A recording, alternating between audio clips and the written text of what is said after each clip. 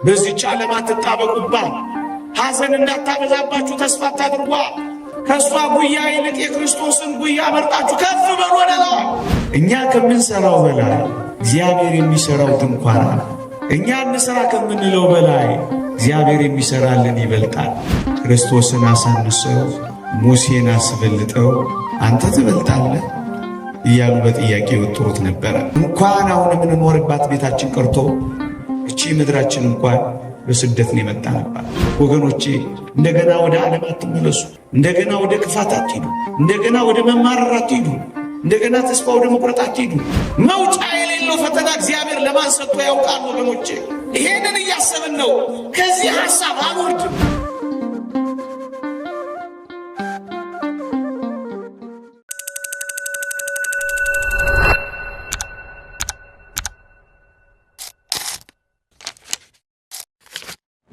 አታውርደኝ በሚል ርዕስ ጥቂት መንፈሳዊ ሐሳቦችን እንማራለን። በዚህች ቃል መነሻነት እንማራለን ለ10 ቢበዛ ለ15 ደቂቃ። እግዚአብሔር ከሁላችንም ጋር ይሁንልን። አታውርደኝ ታስታውሱ ከሆነ የተወደደ መድኃኒታችን ከደቀ መዛሙርቱ 3ቱን ይዞ ወደ ደብረ ታቦር ተራራ ወጥቶ ነበረ። ወደዚች ወደ አስደናቂዋ ቅዱስ ተራራ ይዟቸው የወጣበት ብዙ ምክንያት አለ።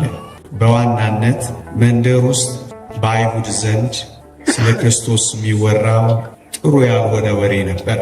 አይሁድ የተወደደ መድኃኒታችንን አንተ ከሙሴ ትበልጣለህ እንዴ እያሉ ደጋግመው ይጠይቁት ነበረ። ክርስቶስን አሳንሰው ሙሴን አስበልጠው አንተ ትበልጣለህ እያሉ በጥያቄ ወጥሩት ነበረ።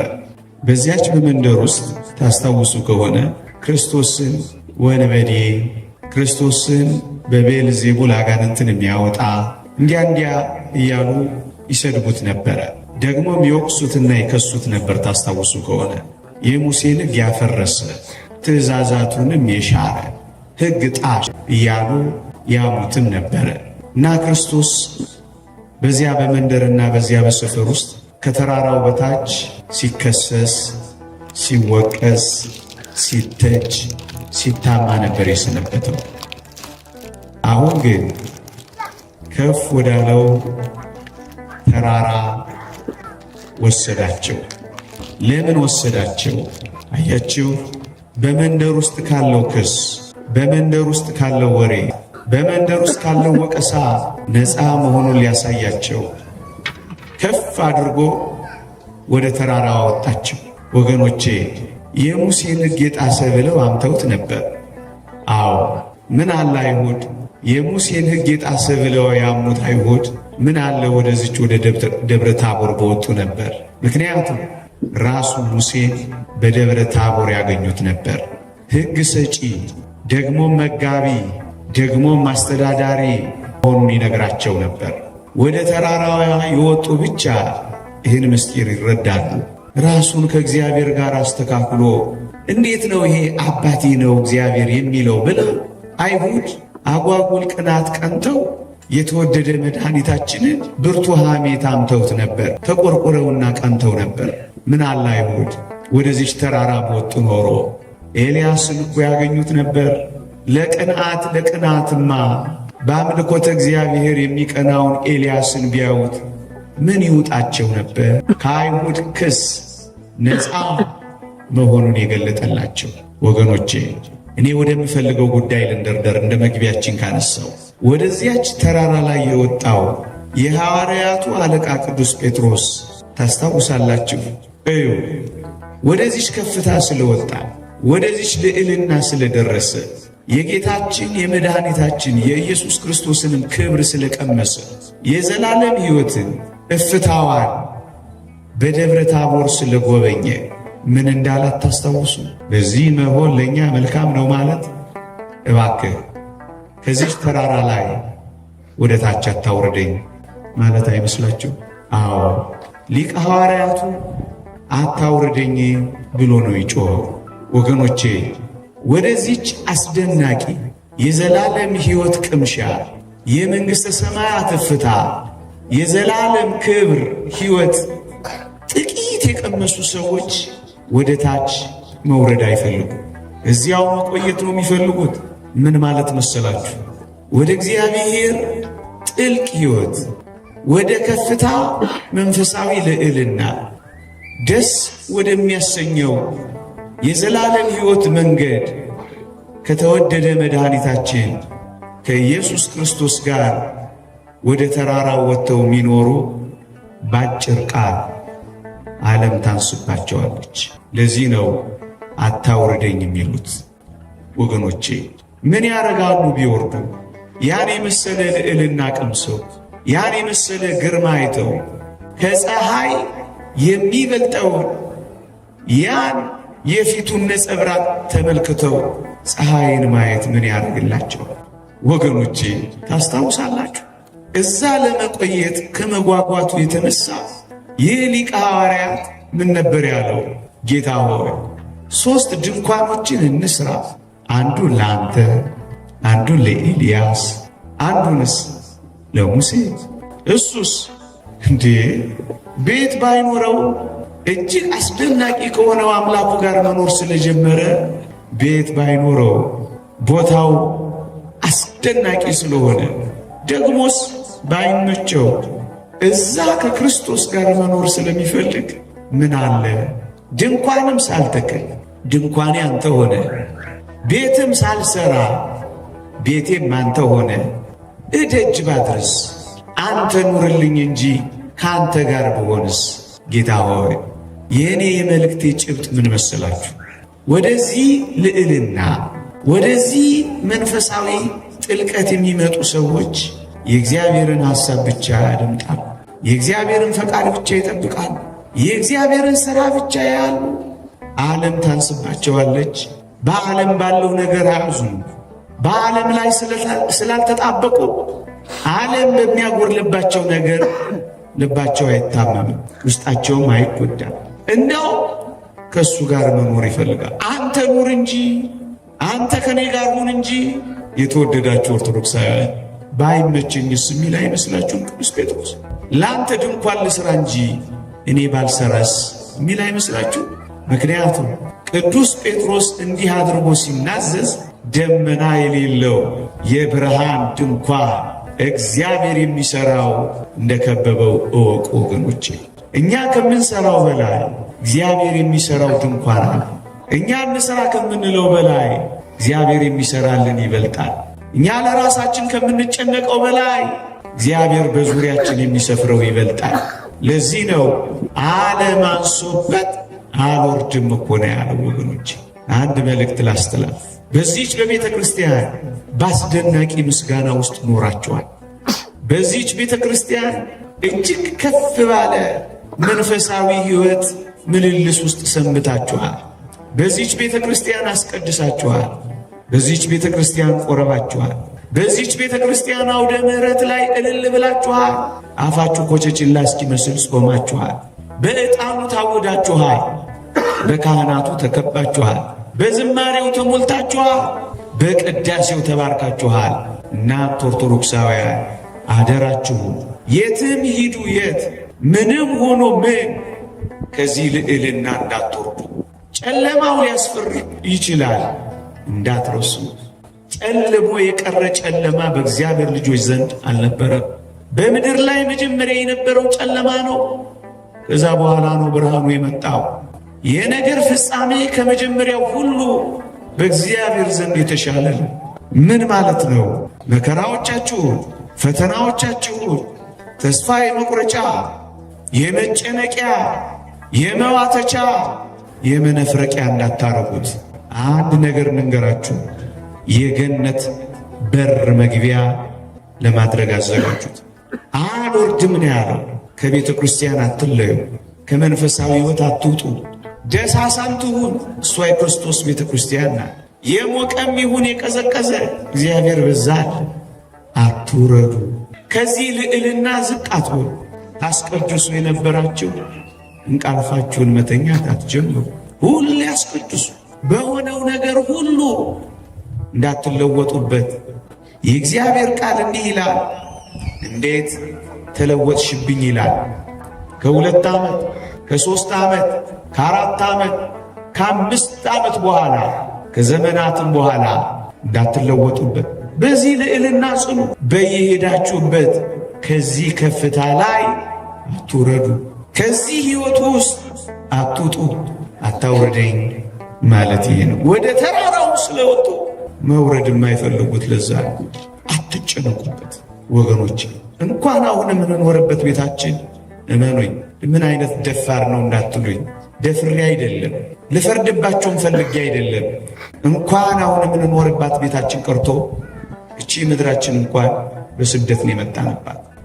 በጣም ከተጣበቃችሁባት ታማችኋለች። የምር አርጋችኋት ከወሰዳችኋት ትጎዳችኋለች። እኔ በምድር ላይ ስደተኛ ነኝ ይላል ነቢዩ ዳዊት። በድንኳን የኖሩት ለዛ ዋና መኖሪያችን ይሄ አይደለም። ይሄ መቆያችን ማለፊያችን እንጂ ማረፊያችን ወደብ አይደለም። ምናልባት መቅሰስ ከሆነ እንጃ፣ ራት ግን አይደለም። በጣም ከተጣበቅንበት ሐዘን፣ ስብራት ይገጥመናል። አዎ የእኔና የእናንተ የዚህ ምድር አኗኗር እንደ ስደተኛ እምን ብለን እንዳንተኛበት። ለዚህ ነው ከዚህ አታውረደኝ፣ ይልቅ ካንተ አትለየኝ፣ ይልቅ ከመንግሥተ ሰማያት አታውጣኝ፣ ይልቅ ከመንፈሳዊ ሕይወት አትለየኝ፣ ይልቅ ከጉያህ እንዳልወድቅ አንተ ጠብቀኝ፣ ይልቅ ካንተ እንዳልፈናቀል እርዳኝ፣ ይልቅ ከዚህ ልዕልና እንዳልወርድ፣ ከዚህ መንፈሳዊነት እንዳልወርድ፣ ከዚህች ቤተ ክርስቲያን እንዳልወጣ፣ ከዚህ ዝማሬ እንዳልፈናቀል፣ ከዚህ ኪዳን እንዳልለይ፣ ከዚህ ዕጣን እንዳልወጣ ይልቅ አንተ ጠብቀኝ። አንድ ወጣኔ መነኩሴ ነበር። እጅግ ባለጠጋ ነው አባቱ፣ እጅግ ባለጠጋ። የአባቱን ባለጠግነት ትቶ እዚያ አቅራቢያ ካለ ገዳም መንፈሳዊታቸው ብልጥግና የማረከው አንድ ወጣኔ መነኩሴ ሄዶ ከነሱ ጋር ይመንናል። የአባቱን ባለጠግነት ትቶ ቤት አልባ ወደ መሆን ይጀምራል። ከዚያስ ከጥቂት ዘመናት በኋላ አባቱ ሞተላቸውና መልእክት ላኩበት። ምን ብለው? ያ ባለጸጋ አባት ሞቷልና ናና ሀብቱን ውረስ ብለው ላኩበት። እሱ ምን ብሎ መለሰላቸው መሰላችሁ? አላወቃቸውም እንዴ? እኔ እኮ አባቴ ከመሞቱ ከረጅም ዓመት በፊት ሞቻለሁ አይላቸው መሰላችሁ? ወጥቷላ እንዴት ይወርዳል? እንደገና ወደ ዓለም፣ ከዚያ ባለጠግነት እንደገና ወደ ድህነት፣ ከዚያ ክብር እንደገና ወደ መዋረድ አልወርድም አላቸው። ወገኖች ሁሉንም የእግዚአብሔርን ሰዎች ተመልከቷቸው። ወደ ከፍታው ከወጡ በኋላ አይወርዱም። ማንን ላሳያችሁ? ሙሴ ነው። ወደ ሲና ተራራ ወጥቶ ነበልባል ከሐመልማል ካየ በኋላ ሊቃውንት እንደሚነግሩን ወደ ቤቱ አልተመለሰም አሉ። ወደዚህች ኦርቶዶክሳዊት ቤተ ክርስቲያን ከመጣችሁ በኋላ ወዴት ትሄዳላችሁ? አንተ ሕይወት ቃል አለ፣ ከአንተ ወዴትም አንሄድም። እያመሰገንህ እንኖራለን፣ እየዘመርንልህ እንኖራለን፣ እያመለክንህ እንኖራለን፣ እየተገዛንልህ እንኖራለን። የት እንሄዳለን? እግዚአብሔር ያሳያችሁ። ከቤቱ ነው የወጣው፣ ወደ እግዚአብሔር ሥራ ነው የገሰገሰው። በረሃ ለበረሃ ስለ ክርስቶስ ፍቅር ነው የተንከራተተው። ደግሞስ ማንን ላሳያችሁ? መጥምቁ ዮሐንስን ልንገራችሁ። በማኅፀን ጌታን ጸንሳ እመቤታችን ወደ ቤቱ ብትመጣ ጊዜ ወገኖቼ ይሄን ካየ በዚያ ማኅፀኗን ማህሌት አድርጎ ከዘለለ ካመሰገነ በኋላስ ወዴት ነው ሄደው? ወደ በረሃ እኮ ነው ሄደው። እንዴት ይወርዳል እንደገና? እንዴት ይመለሳል እንደገና? ወገኖቼ እንደገና ወደ ዓለም አትመለሱ። እንደገና ወደ ክፋት አትሂዱ። እንደገና ወደ መማረር አትሂዱ። እንደገና ተስፋ ወደ መቁረጥ አትሂዱ። እንደገና ራሳችሁን ወደ ማጥፋት አትሂዱ። አንዳንዶችን ሰምተናል። ሰሞኑ ልብ ይሰብራል። በጣም በእውነት ለማሰብ እንኳን ልብ ይሰብራል። ግን ክርስቲያኖች ይሄን ያህል እግዚአብሔርን በውስጣችን እናጠፋዋለን። ወገኖቼ ራሱን የሚያጠፋ ሰው እኮ እግዚአብሔርን ሕልውናውን ያጠፋ ሰው እኮ ነው። ውስጡ ራሱን ከማጥፋቱ በፊት የእግዚአብሔርን ሕልውና እኮ ያጠፋ ሰው ነው። እግዚአብሔር የለም የሚል የእግዚአብሔርን ሥራ ትላንት ላይ ትዝታውን የዘነጋ ዛሬ ያለውን ጸጋና ስጦታ እምቢ አለ። የነገን ተስፋ የሰረዘ እምነት፣ ፍቅር፣ ተስፋ የሌለው ሰው እኮ እውነት ነው። በጣም ያማል። እውነት ነው። በጣም ልብ ይሰብራል። ግን ክርስቲያን አምላኩ ከእሱ ጋር ስለሆነለት ሁሉን ይችላል። ሁሉን ይችላል። ሁሉን ያልፋል። በሁሉ ይጸናል። ሁሉን ይታገሳል። ነገን ተስፋ ያደርጋል። ለሚመጣው ይዘጋጃል። ፈተና በአንዳንዶች ምናልባት ለአንዳንዶቻችን ፈተና ሆኖ ከመጣ ምንም ነገር ከቀደመ ኃጢአታችን ሊያነጻን ይመጣ ይሆናል። ምናልባት ምናልባት ፈተና አሁን ላለነው ብርቱ ሰዎች ከመጣ አሁን ያለንን ፍጽምና የበለጠ ሊያሳምርልን ይመጣ። ምናልባት አሁን ያለው ፈተና በቤተ ክርስቲያን ተጠቅለላለን ከመጣ ለሚመጣው መከራ ሊያዘጋጀን ይመጣ። ግን እንዳትረሱ እግዚአብሔር ከፈተናው ጋር መውጫ ያለው አምላክ ነው። እሱን አስቡ። መውጫ የሌለው ፈተና እግዚአብሔር ለማን ሰጥቶ ያውቃል? ወገኖቼ ይሄንን እያሰብን ነው። ከዚህ ሐሳብ አልወርድም። እናቱ ሞታበታለች፣ አባቱም እንዲሁ። ግንስ ከዚህ ልዕልና አመልማል ከነበልባል ብቻ አይደለም፣ በማኅፀኗ የታቀፈችው ነበልባሉ ከአመልማሉ ጋር ያየው መጥምቀ መለኮት ቅዱስ ዮሐንስ ወደ በረሃን የነጎደው ከዛ በኋላ እንዴት ይወርዳ? ማንን ስላሳያችሁ የተወደደች እመቤታችን ቅድስት ድንግል ማርያም ልንገራችሁ። የተወደደ መድኃኒታችንን ከጸነሰችና ከወለደች በኋላ እንደገና ከቅዱስ ዮሴፍ ጋር በሌላ ሕይወት ውስጥ የምትገለጥ ይመስላችኋል? ነውር እኮ ነው። እንኳን ጌታችን የተቀመጠበትን ዙፋን አባታችን የተቀመጡበት ዙፋን ላይ እንኳን ማንም ሰው አይቀመጥም። እንደገና አትወርድም፣ በፍጹም አትወርድም። እንዴ ሌላስ ማን ልጨምርላችሁ? ስምዖንን ልጨምርላችሁ? አረጋዊ በቤተ መቅደስ በስምንተኛው ቀን ጌታችንን ከታቀፈ በኋላ ምን እንዳላት ታስታውሱ? ዓይኖቼ ያዘጋጀኸውን ማዳንህን አይተዋልና ባሪያህን በሰላም ምን በለኝ መቆየት አይፈልጉም። ዕድሜ የሚፈልጉት ክርስቶስን እስኪያገኙት ድረስ፣ እስኪቆርቡ ድረስ፣ መንፈሳዊ እስኪሆኑ ድረስ፣ ለንስሐ እስኪበቁ ድረስ። ከዛስ በኋላ ውሰደኝ ነው የሚሉት። እውነት ወደዚህ ተራራ የወጡ ሰዎች ከዓለም ለመለየት ይጓጓሉ ወገኖቼ። ወደ ላይ ብሔር ነው የሚፈልጉት፣ ከሱ ጋር መኖር ነው የሚናፍቁት። አደራችሁ እኔን ርዕስ የመረጥኩት ከፍ ያለውን ነገር አስቡ እንጂ ባነሰው ነገር እንዳትሰበሩ ጥቂት መልእክት ማስተላለፍ ፈልጌ ነው። በቀኝና በግራ የተሰቀሉትን አስቧቸው። በግራ የተሰቀለው ምን ይል እንደነበር አታውቁ?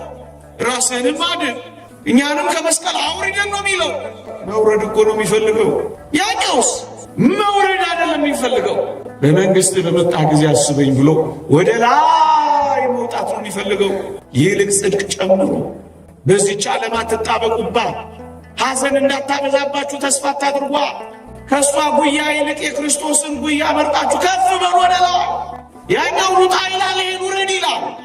አደራችሁን አትውረዱ፣ ወደ ላይ እምነትን እየጨመራችሁ ወደ ላይ፣ ጽድቅን እየጨመራችሁ ወደ ላይ፣ ራስን መግዛትን እየጨመራችሁ ወደ ላይ። ወደዚህ ከፍታ የመጡ ሰዎች ስለ አባ መቃርዮስ አልሰማችሁ? ፀሐይ አለች ወይስ የለችም ብሎ ጠየቃቸው ይባላል። አንድ ቀን እሱን ሊጎበኙት ሄደው ወገኖቼ ፀሐይን እንኳን ሳይቀር ይረሷታ። ይቺን ዓለም ትረሷታላችሁ። ወደዚህ ከፍታ መጣችሁ ከጨከናችሁ፣ እዚህ ይቺን ዓለም ትረሷታላችሁ። ከፍ ትላላችሁ። የሚያስጨንቃችሁ ይሰማል። ቅዱስ ዮሐንስስ ወንጌላዊ በፍጥሞ ደሴት ታስሮ ትዝ ይላችሁ? ወንድሞቼ እየሰበኩ እያስተማሩ እኔ ሳላስተምር ምን ነው እያለ ይቆጭ ነበር አሉ ሊቃውንት ሲነግሩ። ኋላ ላይ ምን እንዳደረገ ታውቃላችሁ? የሰማዩን ቤት አሳየው፣ የሰማዩን ዓለም አስጎበኘው። እጅግ ጥልቅ የሆኑ መጽሐፍትን ገለጸለት። የበጉን ዙፋን አሳየው። የታረዱትንም የሰዎች ነፍሳት ከመሠዊያ በታች ገለጠለት። የበጉ ሰርግ ቤተ ክርስቲያን ስትወርድ አሳየው። ቅጥሯ በኢያስጲድ የተቀጠረች ከተማዋ ወርቅ የሆነች ደረጃዋ ዕንቁ የሆነ አዲስ ከተማን በፍጥሞ ደሴት ታስሮና ተግዞ አሳየው። ከዚያ ምን እንዳለ ታውቃላችሁ? ሄዶ ሰብኮ አስተምሮ የሚለውን ሐሳብ ገታ አደረገላችሁና በመጨረሻው ምዕራፍ ምን እንዳለ ታውቃላችሁ? ጌታ ሆይ ቶሎና ብሎ አበቃ። ያንን ሲያይ ለዚህ ያለውን ነገር አቆመና ጌታ ሆይ ውሰደኝ ይል ጀመረ። ምዕመናን ጥልቅ የሆነው መንፈሳዊ ሕይወት ሲገባል ወደዚህ ልዕልና ስንደርስ መውረድ አንፈልግም። አይዟችሁ፣ አመስጋኞቹ የእግዚአብሔር ቃል በሁሉ አያመስግኑ። በሁሉ ስታመሰግኑ ምኑኝ ልባችሁ ይጽናናል፣ ሕሊናችሁም ያርፋል። ነገን ተስፋ ታደርጋላችሁ። በተቀደደው ቀዳዳ ሁሉ የእግዚአብሔርን ሥራ ጠንክራችሁ ትሰራላችሁ። እግዚአብሔር ሁሉን ነገር ለበጎ አድርጎ እንደሚቀይረው ታምናላችሁ። እሱን እናንተ እንዴት አድርገን ለበጎና እስካሁን ካለን ነገር የተሻለ እንዴት እናድርገው? ከእግዚአብሔር ማህበራዊ መስተጋብራችሁን የበለጠ አጠንክሩት። ተጠያየቁ፣ ተረዳዱ፣ ተደጋገፉ፣ እርስ በርሳችሁ ተጽናኑ፣ አበረታቱ። የማንም ሰው ልብ አይውደቅ፣ በርቱ ተባባሉ። ሕይወት እዚህ ወይም እዚያ ምንም ይቀጥለዋል። ጥቂት ወይም ብዙ የለመድነው እንግዳ ብንሆን ከእግዚአብሔር ጋር ከሆኑ እመኑኝ የመረረውን እንኳን ሊያጣፍጠው እግዚአብሔር ቻይ። አትወረዱ። ይቆየን። የእግዚአብሔር ቸርነት፣ የእመቤታችን አማላጅነት፣ የቅዱሳን በረከት ረድኤት አይለየን። በመንገዳችን ሁሉ ከፊት ይቅደምልን፣ ከኋላ ይከተለን፣ በላያችንም አድሮ ይኑርልን። ይቆየን።